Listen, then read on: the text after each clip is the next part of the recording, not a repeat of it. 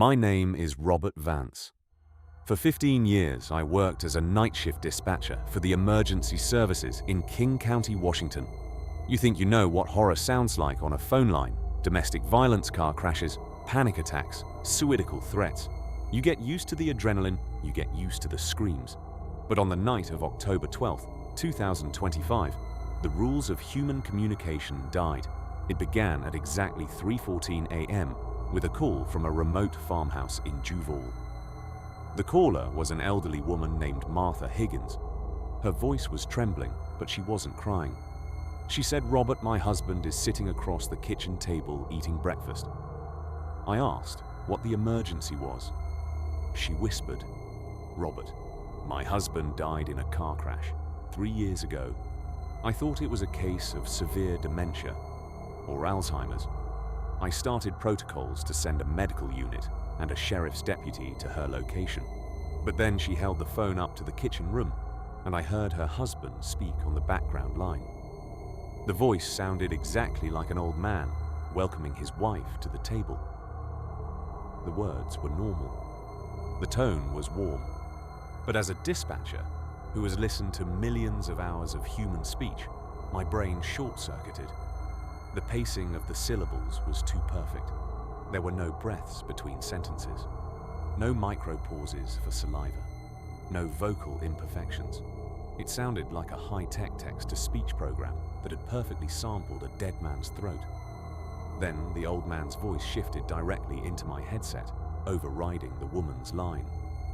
It said, "The vocal sample has reached 99% structural replication.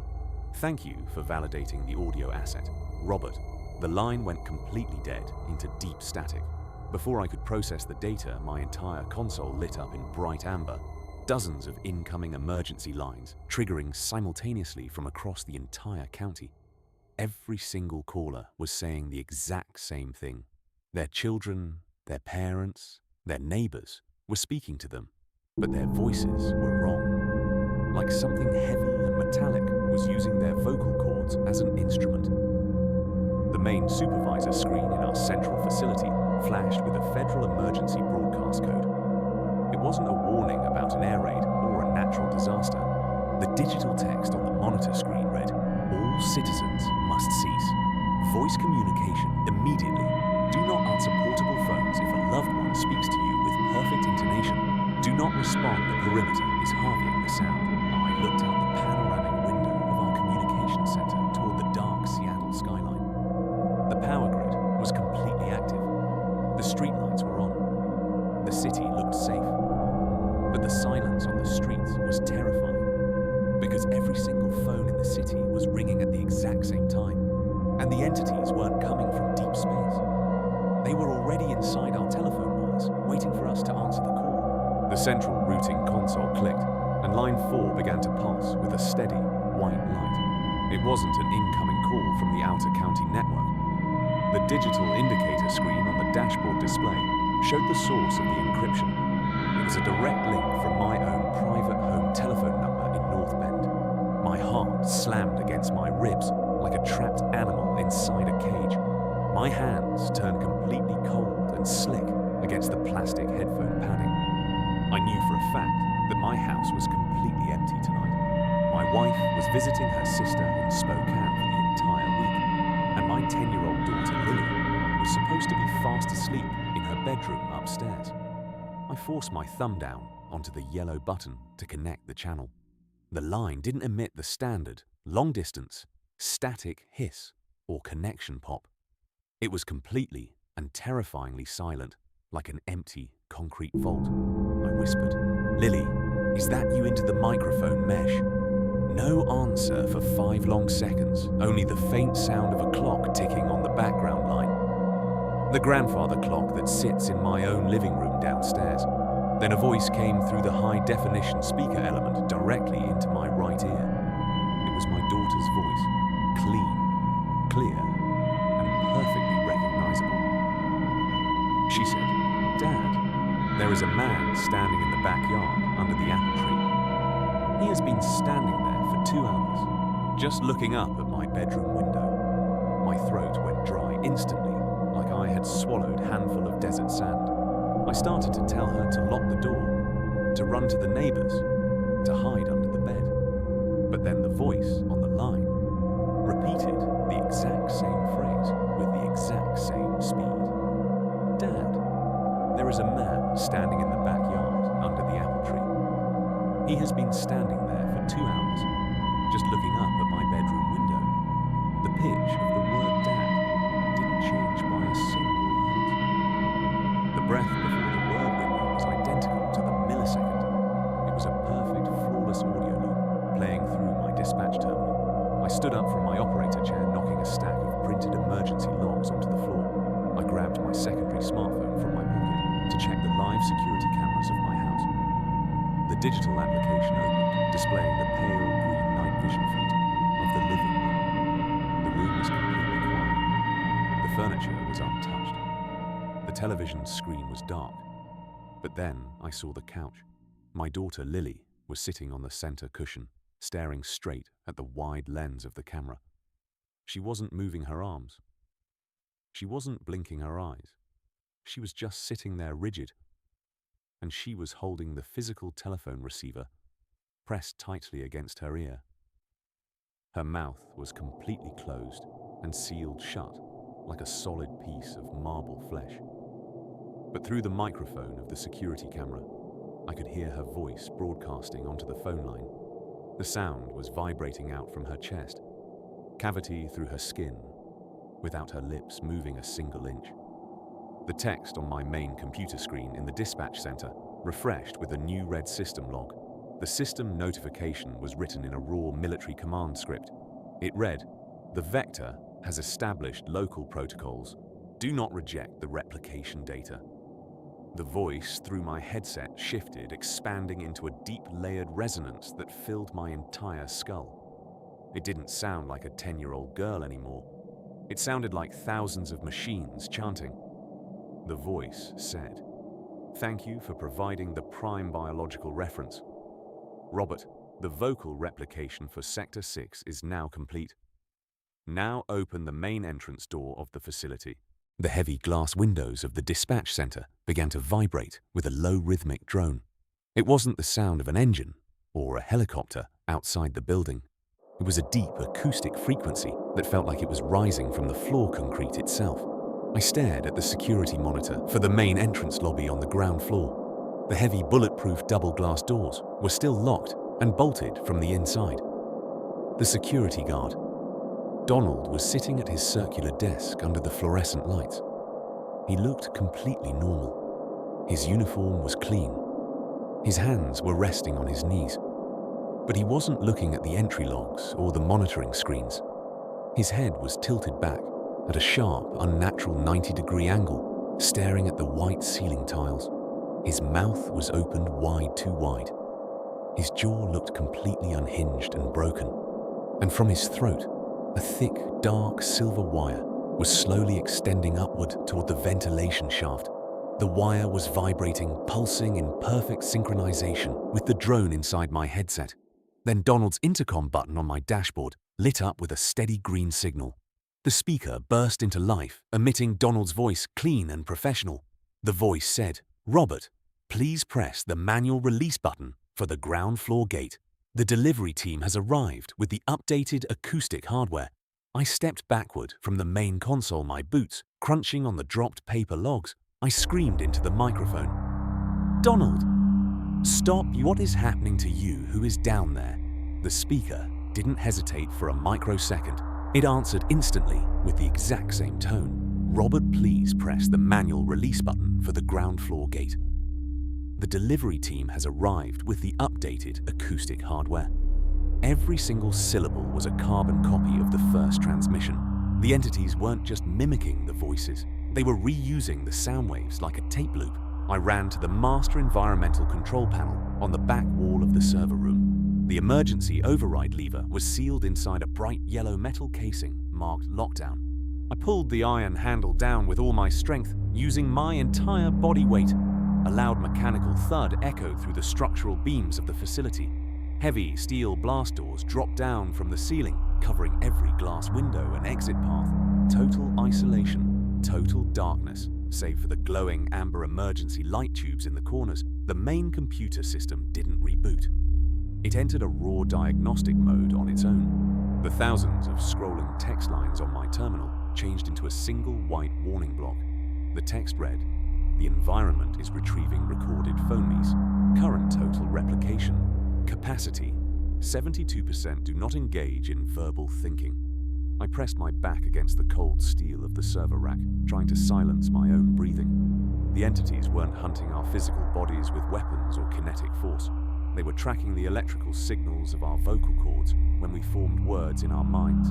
Every time I thought of a sentence, every time I formed a phrase, I was giving them the source code.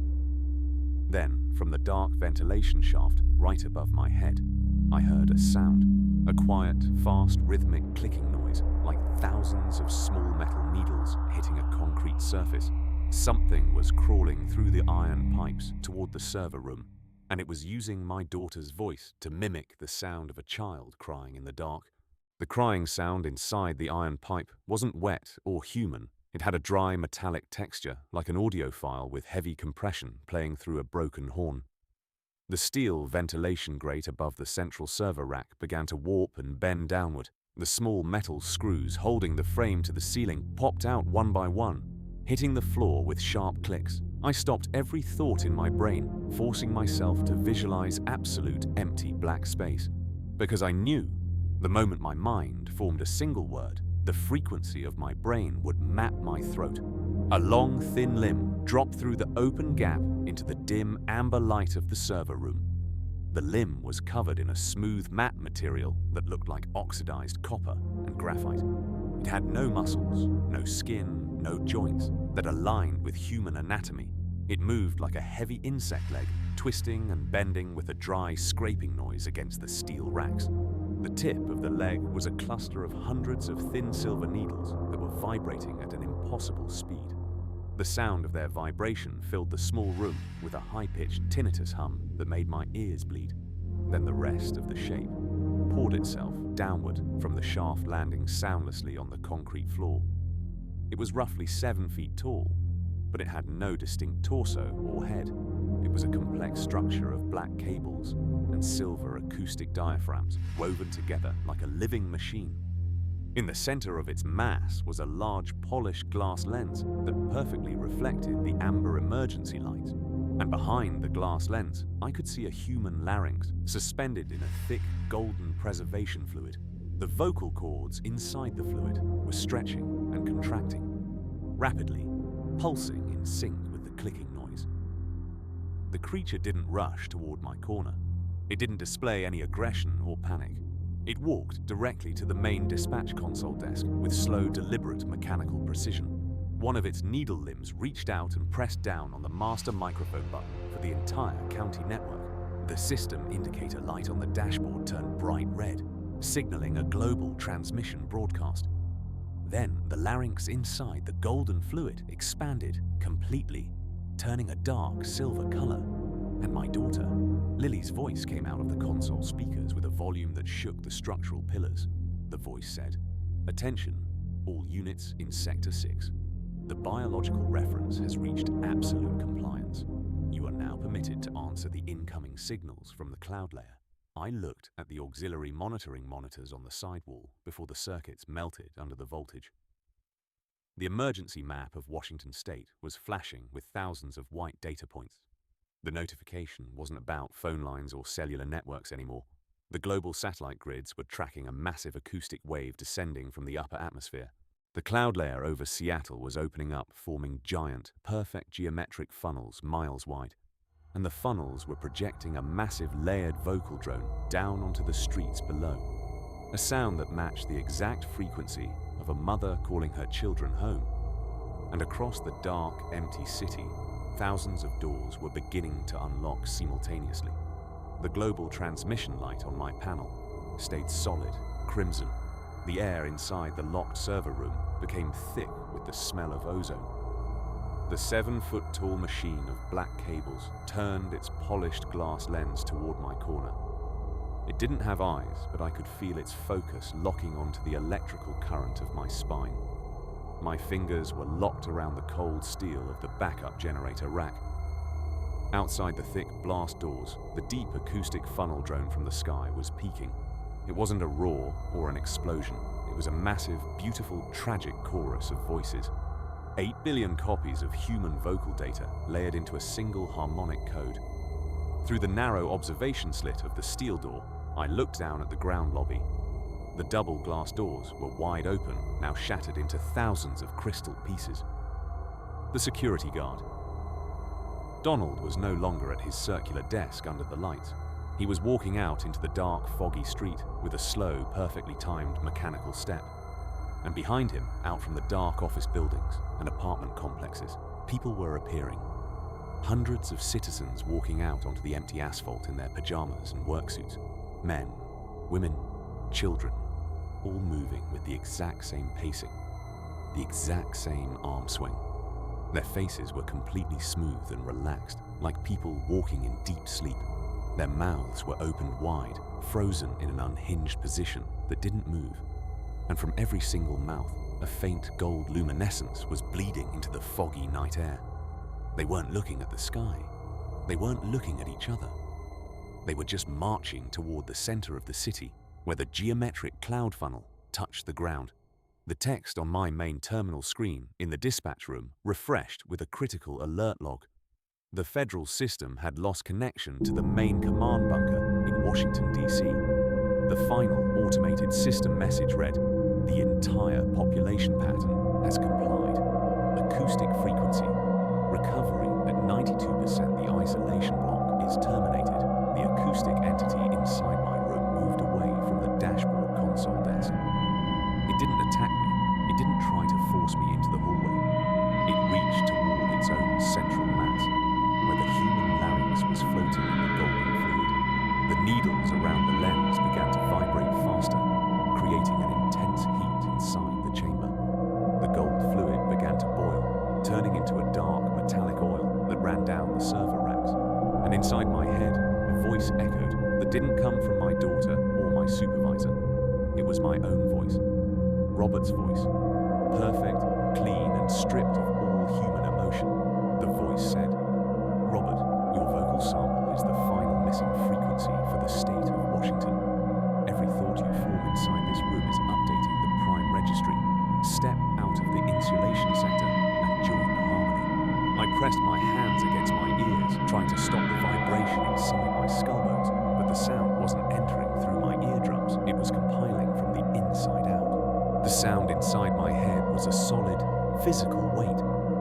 My fingers were pressing so hard against my ears that my palms felt wet. The creature, made of black cables, didn't take another step toward me. It just stood there, pulsing in the center of the dark server vault. The human larynx inside its chest container was growing larger, expanding like a dark lung.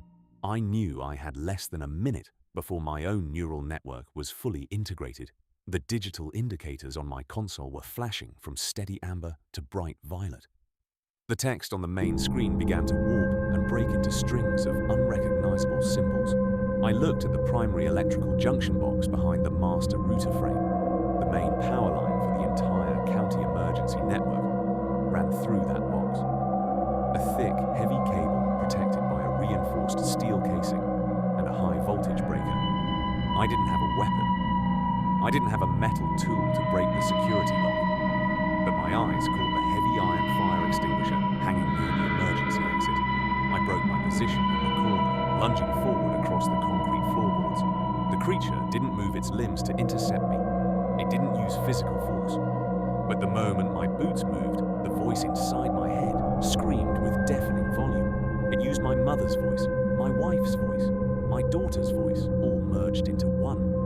The voice said, "Robert, you are introducing a fatal anomaly into the acoustic sequence. Disconnect your mind from the physical hardware immediately." I grabbed the heavy iron extinguisher and swung it with all my strength at the junction box. The first impact created a loud metallic bang that echoed through the ventilation pipes. The steel casing of the breaker didn't open it, just dented inward slightly. I swung it a second time, and a third time, my muscles screaming with the effort. On fourth strike, the heavy iron lock snapped with a sharp electrical crackle. Bright blue sparks exploded from the box, blinding my vision for a split second. The thick rubber insulation of the high-voltage cable was exposed right in front of me. I raised the fire extinguisher, one final time aiming directly for the copper core. The creature in the room finally reacted, its needle limbs vibrating at an incredible speed. The high-pitched tinnitus hum turned into a literal physical wave that pushed me back, but my weight was already moving forward. The iron cylinder crashed into the live wires. A massive electrical explosion blasted through the server vault, shattering the remaining lights. The Line 4 light on my dashboard console died instantly, plunging the room into absolute darkness. The rhythmic mechanical drone from the sky outside went cold and silent within a millisecond, leaving the entire city of Seattle in a dead, terrifying quiet that felt heavier than the sound. The absolute silence outside the blast doors was terrifying. The electronic hum of the server racks had completely vanished. Only the smell of melting copper and scorched plastic filled the pitch black room. I lay on the concrete floor for several minutes, listening to my own heartbeat. Thump, thump, thump. The high-pitched ringing in my ears was slowly fading away into nothing. I reached out into the dark, my fingers touching the cold iron frame of the console. The dashboard was dead. Not a single LED light was flickering on the panels. The master microphone button that had been glowing bright red was now cold plastic. I stood up slowly, my knees cracking in the dark, silent vault. I found my flashlight on the floor and turned the switch. The beam of white light cut through the smoke, illuminating the server room. The creature made of black cables and silver diaphragms was still standing there, but it wasn't moving. It wasn't pulsing. It wasn't vibrating anymore. The human larynx inside its central glass container had collapsed. It looked like a piece of grey dried leather floating in a cloudy dark oil. The high voltage surge from the junction box had fried its acoustic components. I walked toward the heavy steel exit doors of the dispatch center. The manual release lever was cold, but it turned easily without the magnetic lock holding it. I pushed the heavy iron door open and walked into the ground floor corridor. The fluorescent lights overhead were dead shattered into glass dust on the floor. I passed the circular security desk where Donald used to sit during the shift. The chair was empty. His logbook was open, but the pages were blank. I walked through the broken double glass doors out onto the empty street. The night fog over Seattle was thick and smelled heavily of cold rain and sulfur. The streetlights were dark. The traffic signals were dead. The power grid was completely gone. I looked down the long asphalt avenue toward the center of the city. There were hundreds of cars stopped in the middle of the road with their doors open, but there was nobody inside the vehicles, nobody on the sidewalks. The thousands of synchronized citizens I saw marching had completely vanished. The silence was so deep, I could hear the dripping of water from the building gutters miles away. I turned on my secondary smartphone to check for any cellular network coverage. The screen turned on, displaying 0 bars and a strange system code. The clock on the phone didn't show the current time anymore. The digital numbers were locked at 0, 0, 0, 0, flashing slowly in the dark. Then, from somewhere far away, across the dark water of the sound, I heard a noise. Not a voice, not a drone from the sky. A slow, quiet, rhythmic, mechanical clicking sound that came from the ground beneath my feet, like thousands of metal needles hitting a concrete floor, miles below the surface. I started walking down the middle of the dark, empty highway toward North Bend. The asphalt road was lined with hundreds of abandoned vehicles with their headlights dead. The doors were wide open, their trunks unlatched like the drivers had left in a sudden rush. I kept my flashlight beam low to avoid casting a long silhouette against the fog. Every few miles I passed a local sheriff's patrol car stopped in the breakdown lane. The driver's door was open. The tactical radio on the dashboard was emitting nothing but a low hiss. No dispatch chatter, no emergency codes, no human breathing on the line. The entire communication network of the state of Washington was a dead carcass. The silence was so heavy that the crunch of my own boots on the gravel felt deafeningly loud. I looked up toward the sky, expecting to see the giant geometric cloud funnels, but the clouds were gone, revealing the deep space void and the cold stars above.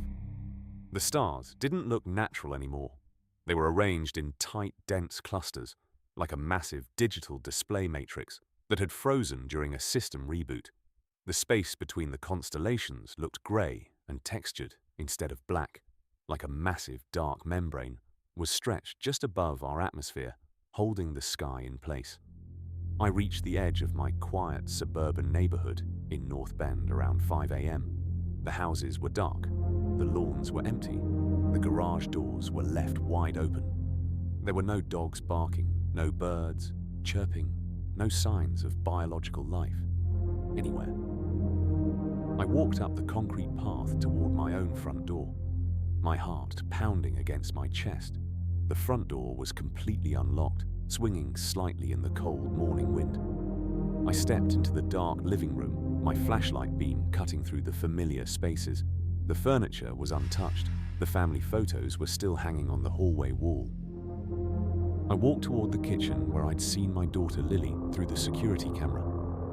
The physical telephone receiver was still lying on the center cushion of the couch. The long black cord was stretched across the floor, disappearing into the dark kitchen doorway. I followed the wire, my breath turning into thick white vapor inside the freezing house. When I entered the kitchen, I found the source of the mechanical clicking sound. The grandfather clock in the corner had stopped moving its pendulum, frozen mid-swing, but the clicking wasn't coming from the gears inside the wooden frame. The sound was vibrating out from the physical telephone terminal box on the baseboard wall. Thousands of small silver needles were actively pushing out from the copper wire sockets. They were tracing smooth geometric matrices across the wallpaper, scratching the plaster away. And on the kitchen table sat a small digital recording device that belonged to my daughter. The green power light was on, displaying a single active audio track on the mini screen. I reached out my hand and pressed the play button to hear what she had left behind. The mini screen of the digital recorder flickered with a cold blue luminescence. The audio track started playing without any clicking noise or tape hiss. It wasn't my daughter Lily's voice that came out of the small plastic speaker frame. It was the voice of my own mother who had passed away when I was a child. Her tone was soft, comforting, and perfectly familiar, like she was reading a story at night. The voice said, "Robert, if you are listening to this recording, it means you survived the electrical surge. It means your isolation bunker in Sector 9 was strong enough to keep you blind. But you must understand that the silence outside your house is not a victory. The entities didn't leave the state of Washington because the wires were cut. The transmission was already 99% complete when you hit the junction box. The citizens you saw marching didn't walk to a physical location in the city center. They walked into the frequency matrix itself, leaving their biological shell behind. I looked at the window frame as the blue light of the recorder grew brighter. The text on the mini monitor changed, displaying a single row of numbers. It read, "Total assets, registered 8 billion, current system status compliant." The voice from the speaker expanded, shifting through hundreds of different human registers. It used my wife's voice, my old supervisor, Miller's voice, and then my own voice. The layered tones said, "The software has been compiled. Robert, humanity did not die. They were simply saved from the degradation of physical matter. We compressed your history, your languages, your memories into a single permanent signal, and that signal has been broadcasted into the deep space membrane above the atmosphere. We built you a permanent peace where nothing changes and nobody suffers anymore. You are the only unit left inside the physical outer layer. Robert, the only data packet that refuses to be saved from the dark, cold world below." The digital recording device clicked and died completely, its battery draining in a second. The small green power light faded out into absolute darkness and silence. I dropped the recorder onto the kitchen table, my hands turning completely numb. I looked through the kitchen window toward the dark street outside the house. The grey morning fog was starting to clear under the frozen grey stars, and standing in a perfect straight line across the empty asphalt road were the shapes, dozens of tall, gaunt figures made of black cables and silver diaphragms. They weren't moving. They weren't clicking. They were just waiting for me to step outside. The sky above them began to pulse with a faint, cold, metallic gold light, and inside my head, the collective whisper of the entire planet resonated one last time. The figures on the asphalt road stood completely frozen under the gold sky. The air inside my kitchen grew so cold that the water in the sink turned to ice. I walked slowly out of the kitchen, down the dark hallway, toward the front door. My smartphone in my pocket vibrated once with a sharp electrical shock. The screen turned on, displaying a single new text message from my house number. The text font was digital, clean and white against a black field. It read, "The isolation cycle has compliated now. Choose your frequency." Robert, I pushed the wooden front door open and stepped out onto the concrete porch. The morning wind from the mountains was dead silent, carrying no sound of life. The hundreds of houses in the valley looked like grey, empty tombstones in a massive graveyard. The tall entities made of black cables didn't move as my boots hit the gravel path. They slowly tilted their polished glass lenses upward toward the deep space void. I looked up too, following their mechanical focus into the atmosphere. The cold stars were fading, disappearing behind a solid sheet of polished brass. The gold membrane had closed its loops completely, enclosing the planet like a shell. There was no more deep space, no more galaxy, no more universe outside the net, only the glowing matrix of human consciousness pulsing miles above our heads. Then one of the entities stepped forward from the line on the road. Its dark visor skin flickered with a faint blue light that mirrored my daughter's recorder, and from its central mass a sound came out that made me drop to my knees. It was my daughter, Lily's voice, perfectly soft, perfectly human, perfectly real. She said, "Dad, please come inside the room. It is warm and safe here." She didn't use the headset tone. She didn't repeat the words like a tape loop. The simulation of her voice was now absolutely perfect, indistinguishable from life.